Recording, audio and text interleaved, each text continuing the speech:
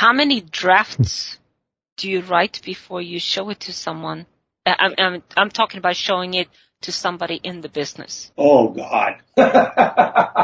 Wow. Well, let me just figure out the last one we did most recently. My partner and I wrote 2 drafts. That's always normal. We got notes. We got notes from our wives. Notes from who?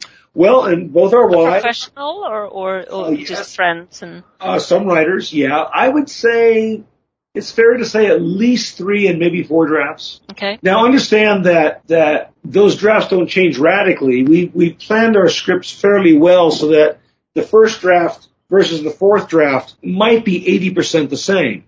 But that 20% that you change, that those 12 pages you cut out, which is I think we cut out about 9 pages.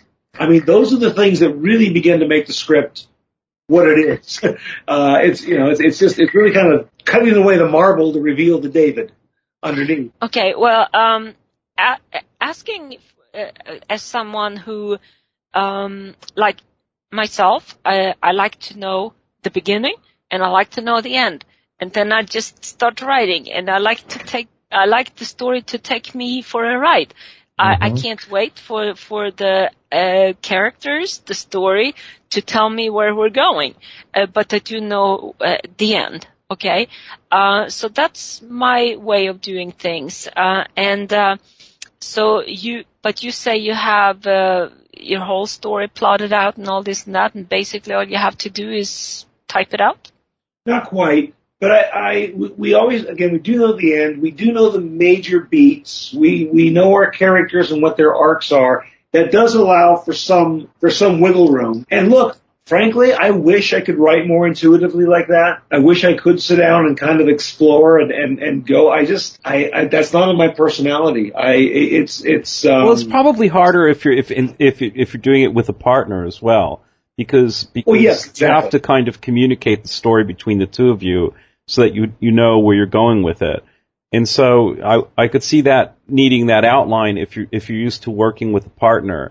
Whereas if you were on your own, I could see the way that P is approaching it as being some way to do it. No, I know I'm totally weird. I know this. Okay? But that's how I like to write, because that's what's fun to me. I don't write to this is going to irritate people. But I don't write because I think somebody with big bucks in Hollywood is going to buy my story. I write because I want to see where it's going to go, and that's what I like to do.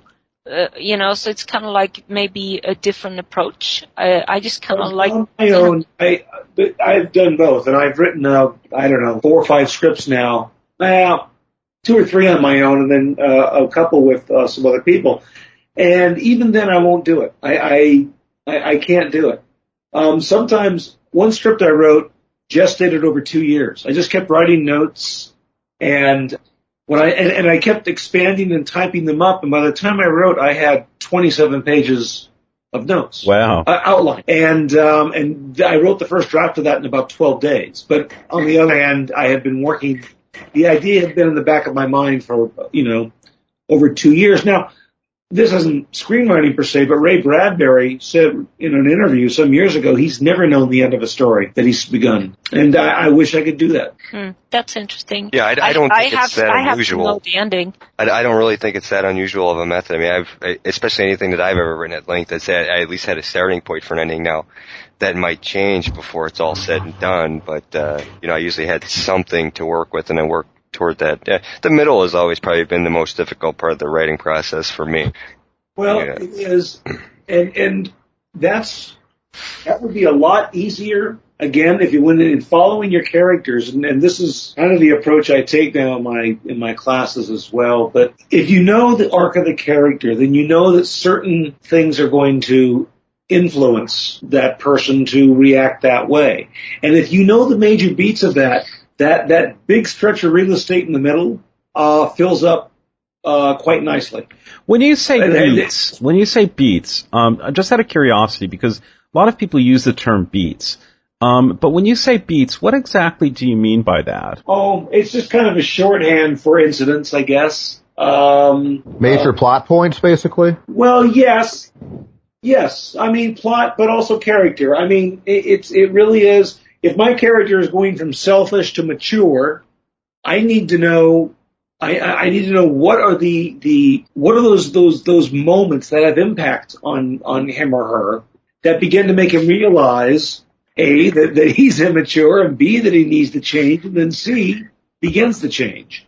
And those things I on my own and with my partner almost always know. Okay. Yeah, I don't know if it's something that is really it's that unusual or not, but usually I see the middle of the story or whatever. When you get into the beginning of that part of it, you may be adding or introducing a secondary character, or starting your subplot, or something that's taken place that's not really the forefront of the story. It may play a part of it, but it's definitely not the heart of things. And being secondary in the story itself, it could be where it becomes secondary in my own mind, and it's just a little harder to plug through. I don't know, maybe other people have the same problem. That just seems to be my issue. Well, this comes from out of college. There was 5 years of eating a lot of macaroni and cheese and sitting in front of my Olivetti, and I ran into the same things that everyone else did. What happens next? And it drove me crazy, and I really didn't learn a lot of the actual tools until I was getting paid to do it. Sitcom, of course, is an entirely different structure, but boy, you have to know. You've got to know what the comic premise is. What's back then it was it was just 2 major acts. Now it's a cold open, 3 acts and a denouement. But you had to know what the big act break curtain was, and then what the big comic scene was in the second act. It was always the set piece, and then what the resolution was. You had to know that going in, because the time was so tight to write those things once the season got underway that you didn't have the luxury of wasting even a day trying to write your way out of a problem. Well, Ron, we'd like to thank you for being on the episode this time around. We've actually gotten quite a bit of material. We've gone into overtime, and the messages are flying. Michael Cornetto is groaning over his editing. So, but that's good. We'd rather have too much than not enough. So, you were great. You were a great guest, Ron. Thank you. Thank you for being on the show, especially thank you for the opportunity, guys, and thank you for letting me shill. And I'm glad to do it. And give me a holler whenever. Oh yeah, and we are going to shill one more time. For those who didn't catch it the first time around, the website is nobullshitscreenwriting.com. And again, that's Ron Osborn, who was a guest on our show tonight. I'd like to also thank Jeff, Pia, and Michael, our producer, who's got a lot of work ahead of him. As always, I'm your host, Mike Shelton, and until next time, we'll talk to you later. Thanks, guys.